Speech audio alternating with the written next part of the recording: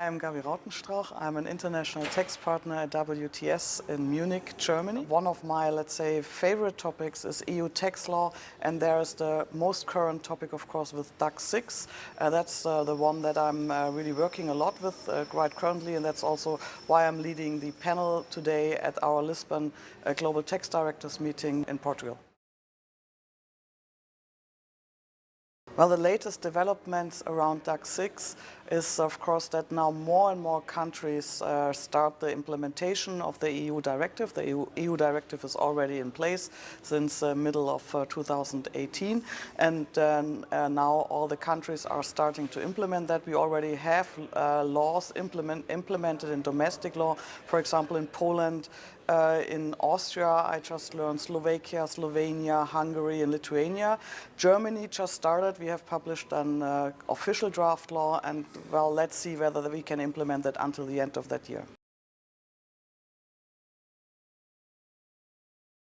You're talking about MNCs, so I'd assume these are groups with, let's say, hundreds of subsidiaries in the European Union that might be affected by DAC6.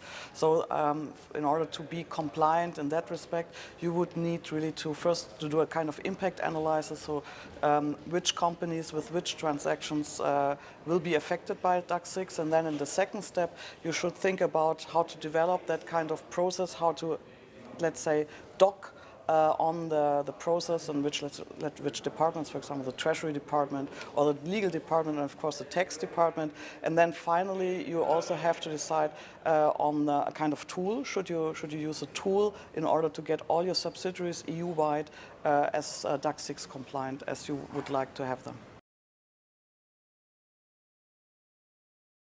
That's quite different from country to country. The directive only tells you that there need kind of penalties being in the domestic law. And if you just look around in the different laws that have been drafted or even implemented, that really starts from, let's say, 25,000 euros per transaction that you haven't reported, like in Germany. So, but if there are a huge amount of transaction, that could also be a huge penalty. On the other hand, for example, if you look to Poland, in Poland, if you don't comply, the penalties can go up to 5 million euros per board of directors. So that's a personal liable penalty on the director of the board.